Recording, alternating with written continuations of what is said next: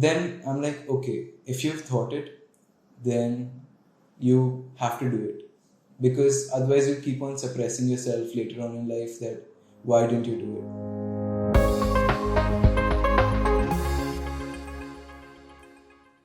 Hey guys, welcome to Backstage with Millionaires. I'm Caleb, your host, and today the guest that we have on the show is Shreyaan Daga. He's one of the founders of Online Live Learning, which is often shortened to just OLL, which is an edtech marketplace for live courses in pretty much any subject that you can imagine. Now, Shreyaan, you started this company when you were 15 years old. You're now 16 years old, but 15 is still super, super young. I think the young, mid-teens club for Indian entrepreneurs is quite small. There's not a lot of people in that club. And currently even there's very few, right? A lot of the people that started when they were, say, 13, 14, 15 are now, in their early 20s or even late 20s. So it is a small club, but you didn't actually, this isn't your first business venture, which I thought was really interesting when we were talking off camera, and I discovered that you actually started when you were in the fourth standard at, I think you were, 10 years old, was it? Yeah. So I started when I was in my fourth standard, and I started selling my paintings online to a few of my friends and family. And that slowly grew into business when I invited a few of my friends to sell their paintings online too. So it was a marketplace of paintings. But then slowly, when I grew up a bit, in the seventh standard, I started giving out loans to people for canteen. So it was quite a thing. Like, I was the bank of the school, and I was making money by giving loans and charging lots of interest for it. So that when was, you say lots of interest, what are we talking about? 45% interest. Isn't there some law against that?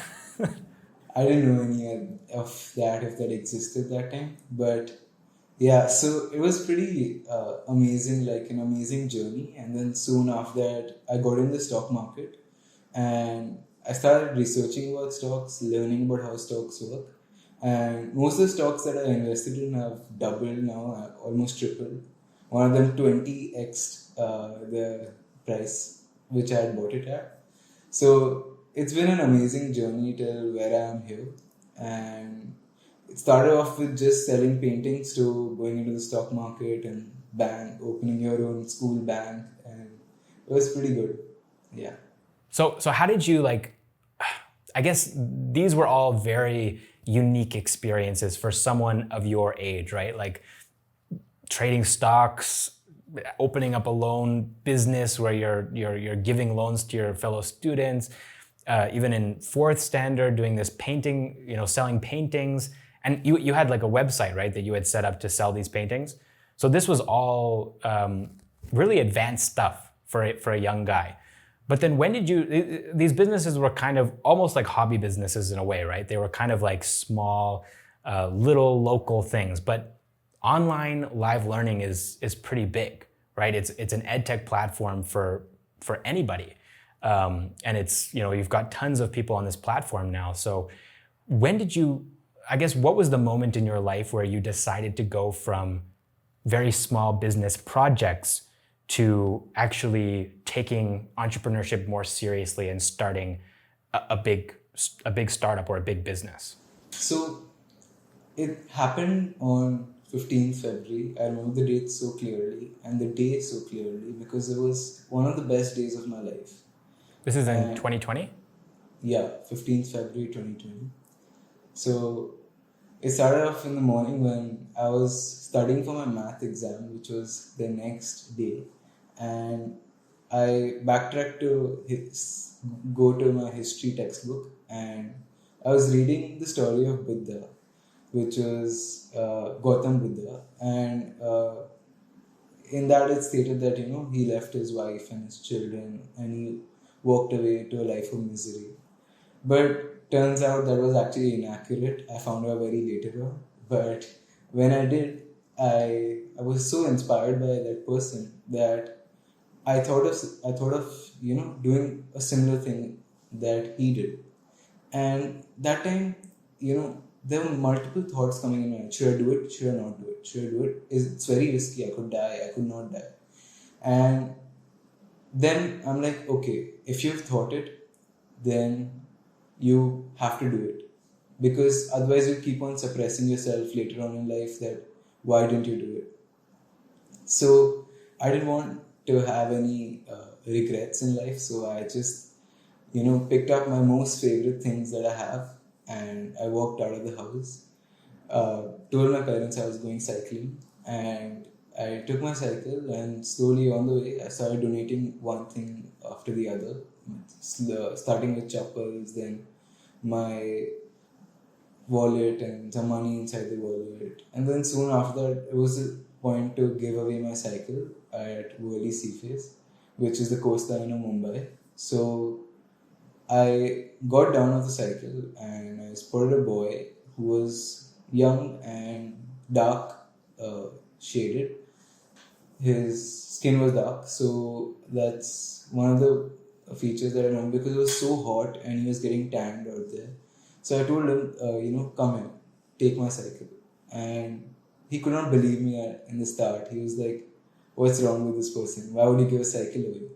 And then after that, I said, just keep it, I feel like you should have it. And he thought his dream had come true, He started crying, his eyes got teary, and he had such a big, wide, crooked smile. I can still imagine it, and it was really great. So at that point, I was like, wow, I've done something great in my life. I've achieved something in my life. And all the other experiences were literally nothing in front of this one. So later on, I started walking ahead and I reached Mahim, which is 15 kilometers away from where I had started. And that time, one of my best friends spotted me, even though he doesn't live there. It's just my luck that he spotted me and he called my parents and he got me escorted back home. And when I was back home, I was thinking about that same moment again and again, kept on repeating in my mind that, earlier I was just taking things from other people, maybe taking loans, maybe taking from the stock market. I was taking. But when I did give, and I gave, I just felt something different, It was a completely different feeling. And that's the time when you could say it's the purpose of my life. That's the time when I found it. Like, I want to solve this problem that people have really materialistic dreams, I want that car, I want that bike, I want the cycle, just like that child had. So, I wanted to get people out of that continuous loop of dreams and, the pursuit of happiness that everyone has. I'll get this, I'll be happy. I wanted them to, dream big, think of something that's impossible to achieve and die trying to achieve that. So, yes, it's a really mature thought for a 16-year-old, or that time 15-year-old. But I was very, you can say age is just a number when you think of that. So, yeah, and soon after that, I realized that, if you want people to really dream big, you want people to go ahead and dream for something that's impossible, you need to educate them about this surroundings, make them aware about what's happening in the world. Not just in the world, what's happening inside of themselves, what's happening outside of themselves. So that's when I realized that, education, learning is the only way to make people aware about their dreams and increase the size of their dreams. And that's why you decided to start online live learning. Yeah, you could say that. Okay, that's amazing. And I just want to backtrack a bit too. Like, I think this experience that you had, surely it was terrifying for your parents. You just told them you're going cycling, but then you just didn't come back right away. And I'm sure even for you, it was a scary experience, right? Because it's such a big step. I mean, you were probably, what if your friend had not found you, right? You would have kept going, right? You would have kept walking. And I just think of all of the, what are they, sadhus, that I saw when I was visiting Banaras, right? A lot of them had a similar moment in their life where they kind of gave up everything to go and just be like, as they say, I think it's called like an aesthetic, right? Same. Aesthetic, where you're just sort of a life of suffering. So I'm not saying one way or another whether that's a bad or a good way to live, but what I am saying is that you had the conviction and the instinct, the gut instinct to go with your conviction, right? Like you had this feeling, you felt like this is something you need to do, and you did it, right? Whereas a lot of people would not have. They would have just, okay, get that thought out of my head. I'm very comfortable in my bedroom studying, and I don't want anything in my life to change, even though I do, but I also don't, right? The fear and the desire for comfort is so strong that it keeps them sitting in that chair. Whereas you are different, right? You felt so strongly that you needed to do this that you did it, right? You got up and you did it, and it didn't, end up becoming that you're a sadhu or you're up in the Himalayas meditating on top of a snowy peak, but it was enough that you just took that first step, right? A lot of people don't. And in a way, I think a lot of entrepreneurs are like this, right?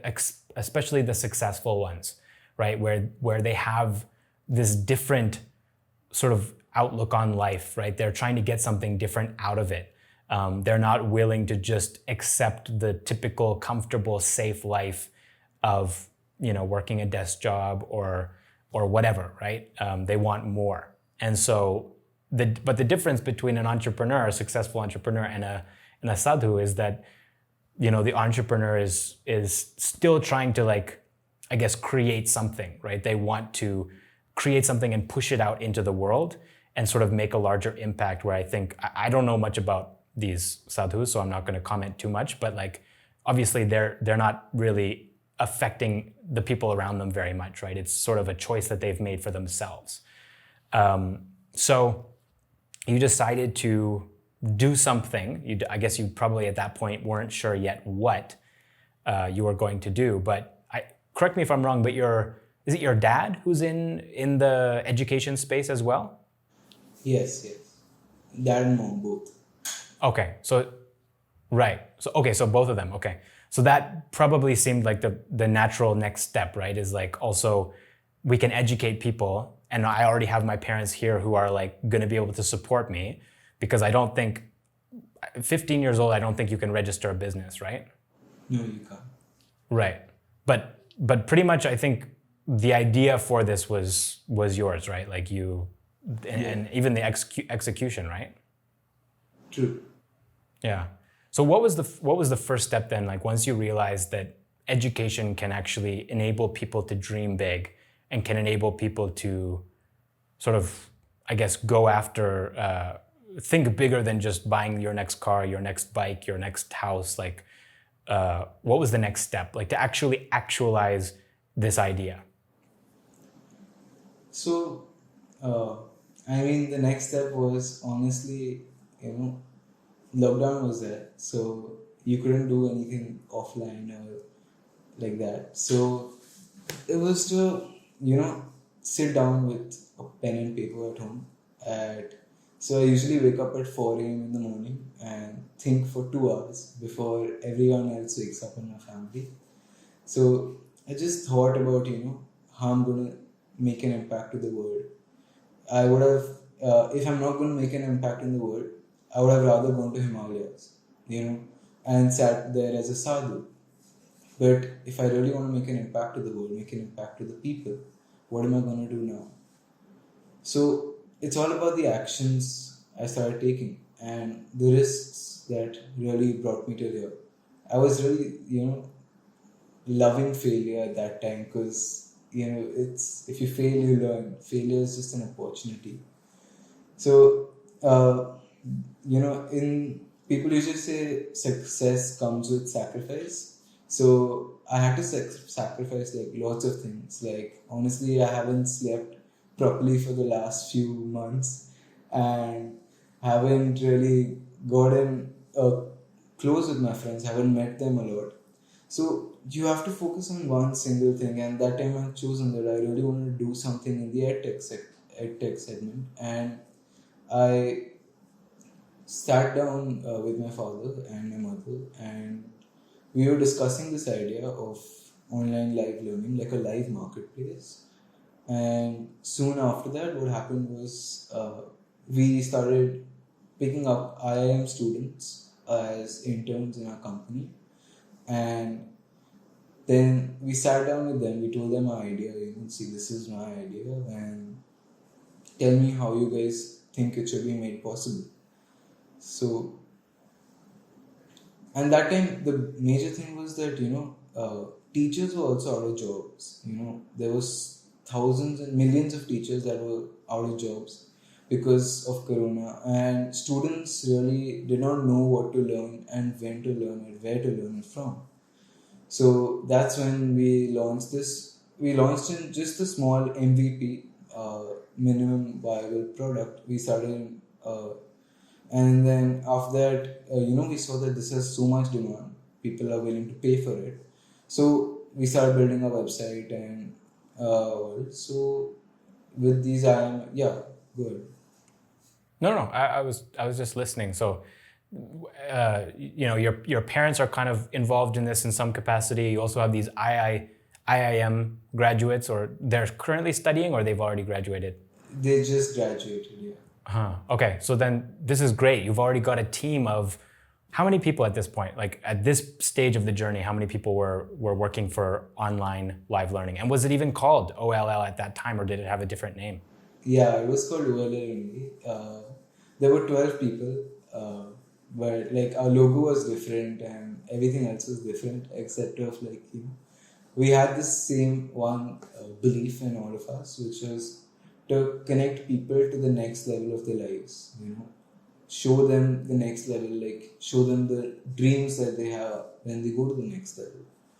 So that was the one purpose that and honestly, I'm so thankful for a team like this that it wouldn't have been possible without them. So sure.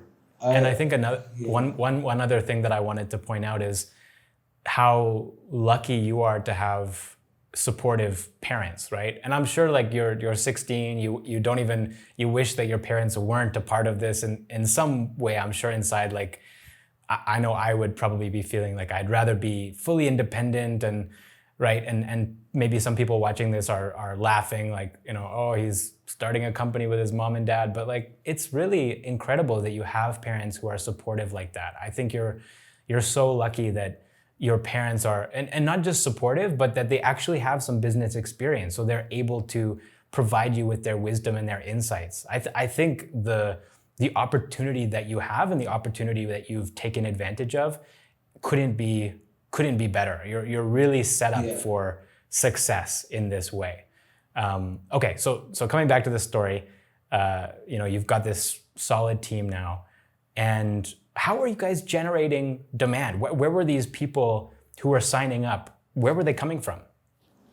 I mean, we did quite a lot of marketing, and honestly, it was just an organic growth. Like, there was no paid specific marketing. Only to get teachers there was paid marketing. But for students, it was all free. People were sharing links with each other, like, go join this class, go join this class. And it was free at that time, like, learn live for free. People didn't know things like that. So there were like 500 people in one class, 1,000 people in one class, and it was amazing that time. So because it was free though, how are you guys able to, like, were the funds essentially coming from your parents' business? They were kind of putting it in? Yeah, so in the start, the first month, April, we brought in a fund of 2 lakh rupees from our parents. And after that, we started putting paid classes after the free one, like, an advanced version of it. So soon we started getting a little bit revenue, but not enough to survive. Again, till like May end 2020, we did not have an actual revenue source which was stable, or not even stable, like an actual revenue source. So we were just pumping in money and not getting any returns out of it. But soon we started, thinking it out. If you want to survive for the long term, this traction is great, but if you really want to survive for the long term and you don't have investors backing you up, you don't have fundings, it's just your parents' money. We had to actually, redo our business model from the start. So we stopped giving free classes, because when free classes are given, people don't really value it a lot. So we stopped giving free classes, and we started also giving organizational trainings to teachers and how to go online, how to teach online. So we've converted like 30 to 40 schools to actually teach from video classes to live teaching, which might have impacted like thousands of children later on.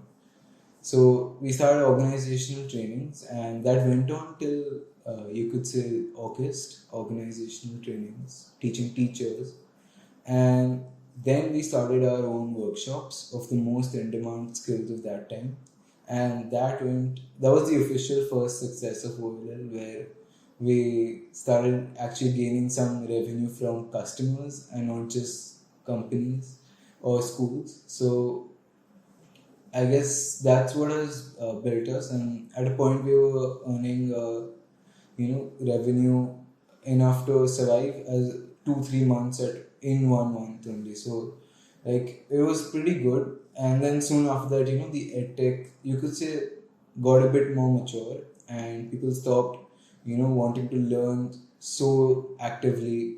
And offline was also opening up during November, December, Jan, Feb. So I guess, it was a very difficult time during that time. So, I mean, I would like to give the mic back to you. Yeah, no, for sure. That was like the first wave started to kind of, I guess, slow down, right? The wave had already crashed. Then by December, January, it was pretty much back to normal life, which in retrospect was a big mistake for all of Indian society. But have things picked up again since then, now that we're having the second wave? Have you noticed that the business has increased?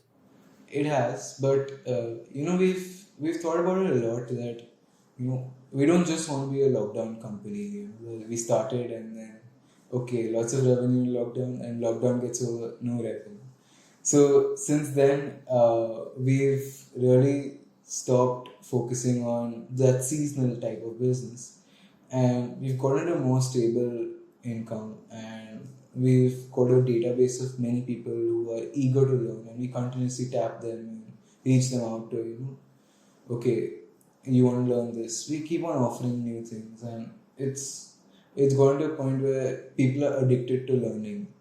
They're so excited for the next course, for the next thing to see, that they're like, okay, every time I want to learn, I'll just go to OLL. Anything it is, I'll just go to OLL, and they'll search that. Wow.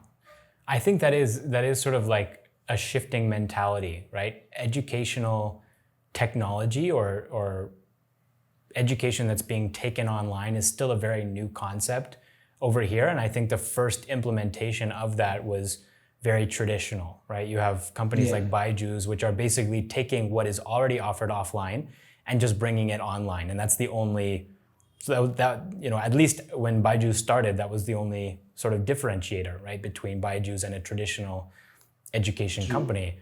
Whereas now, I think because education and edtech is maturing a little bit, and consumers are starting to figure out what this is and what the potential for educating themselves online actually is, we're starting to see some consumers deciding that I'm not just going to study for my exams, I'm not just going to study these traditional academic subjects, I also want to learn something on the side that's not required, right? Maybe I want to learn a new language, or I want to learn cuisine, I want to learn how to be a painter or a photographer, like some more creative things, right? So does online live learning offer those kinds of courses as well? So it's come to a point where you can search anything and have a course for that. So we've got astronomy, virtual reality, physics, astrophysics, and it's really fun to see. Since it's individual teachers, they're excited to put up their own courses. So the first, they go through a quality test, and then we allow them to put up the courses. But the thing you said about not being interested in just the mainstream subjects, math, science, and all the other history, geography. So I guess I had the same moment with this thing, but not during Edtech when I was a bit very young. Edtech was very young that time, in 8th standard. So I started like getting out of the mainstream subjects, and I started failing in those in my exams, and the teachers were very concerned. What is this boy doing? Why is he not studying? And that is the point when I'm like, okay, I want to study something new, something different. So I started reading books about entrepreneurship, Steve Jobs, and all those great entrepreneurs like him. And I started reading these books. I started learning designing, app designing, UX UI designing. And honestly, it's you could say entrepreneurship is solving a problem with creativity of your own. So, I mean, you have to have the both design element in it and the thought process of a great person. So that's what got me to that. Sure. It's definitely getting to the point now where I think there's going to be there's almost like two kinds of people, right? In India and probably in other parts of the world as well, where there's the people who are choosing to go down the conventional path, and essentially the more money you can throw at it, the better you're going to be, right? If you can afford to go to the most prestigious coaching center, if you can afford to study at the most, the nicest school like an IIT or something, that's one path, right? And you're going to graduate and you're going to work at some big company and make a big fat salary. And that's one choice, that's one path. But there's also this new sort of generation of young people who are taking advantage of the power of the internet, and also these new edtech offerings like OLL, and probably there's some other examples out there of edtech companies that are doing something different. Or the alternative is to just go on YouTube, right? And just search for any video about any topic and you can find a tutorial or some basic course. Or there's also a lot of American edtech companies that are offering more in-depth courses on specific sort of niche subjects that traditional education doesn't cover. But those are the people who are going in the more, I guess, the more creative direction, right? Or they're going in the more entrepreneurial, another word would be freelance, right? Like you're basically an entrepreneur, but your business is yourself, right? Like that's how I used to see myself for the longest time. Like my business is my skill set, right? But I think this is still quite new, this alternative path. Like most Indian people were not aware that this was a possibility for the longest time, right? It was always just the parents decide what I do, and I go and do all the prerequisites for this education so that I can get a good degree, so I can get a good job. And for what? Are you gonna be happy? Like, does that make you happy? Like, it might for some people, but I think for a lot of people, as you said, right, fulfillment isn't gonna come from buying a new car or a new house with the salary that you made from that company that you've been working for that you're not even enjoying working at, right? Happiness is more than that, right? It's bigger than that. It's something not tangible, right? It's maybe learning itself is part of that happiness equation, right? It's just the discovery process gives us fulfillment. I don't know. What do you think about that? So, honestly, people think learning is just, just seeing a video or just watching a class. And at the end of the point, you feel like, okay, I've learned something new. But learning is a completely different process, which most of us kind of miss out. I'm sorry, even you missed out. But yeah, basically, it starts from getting aware about the subject, which most people think is learning. Or, what you can say is when teachers tell you something in class or something like that, you get aware about the subject. But the actual shift from teaching to learning comes when you connect with the concepts. Where can I actually use this in my life? Where will this be useful for me? And that connect has been lost for the mainstream subjects. Like where can I use trigonometry in my life, or geography when I have Google Maps with me, or you know, advanced mathematics when I have Google with me. So it's got to that point where you have to connect with the concepts if you really want to learn, and when that connection does come, you have to go ahead and actually start implementing it, do some application of the knowledge, and that's not the end. It comes to the point where you have to innovate your own thing with that. So that's the whole learning process, and it's honestly left out just till the first step in most of the, even YouTube, you could say. I mean, if I were to just watch a video, I would just watch it and in the end let it go. But when you sit live, like one-on-one, or even in group classes, you can understand the teacher better, in a more better way, and that makes most of the difference, truly. Sure. Yeah, definitely. I think there's an advantage to these kinds of live classes, and I guess that's what you guys focus on, right? It's in the name of your company, online live learning, right? True.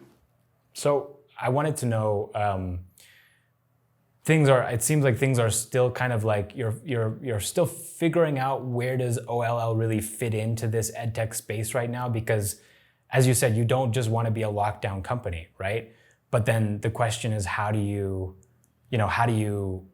not be just a lockdown company, right? What is the actual key to that, right? So I wanted to know, like, what is the plan moving forward for your company? What are you going to be like changing, or what are you going to be pursuing to make sure that OLL is not just a lockdown company? So it's such a good question, and honestly, we've been asking this question to ourselves daily. What makes us different?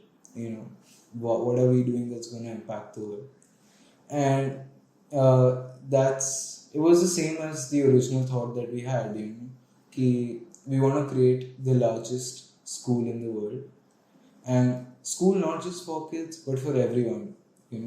So by creating this largest school in the world, it would be such an experience that one day you would get up and be like, okay, today I want to study in Japan, today I want to study in South Africa, today I want to study in Philippines.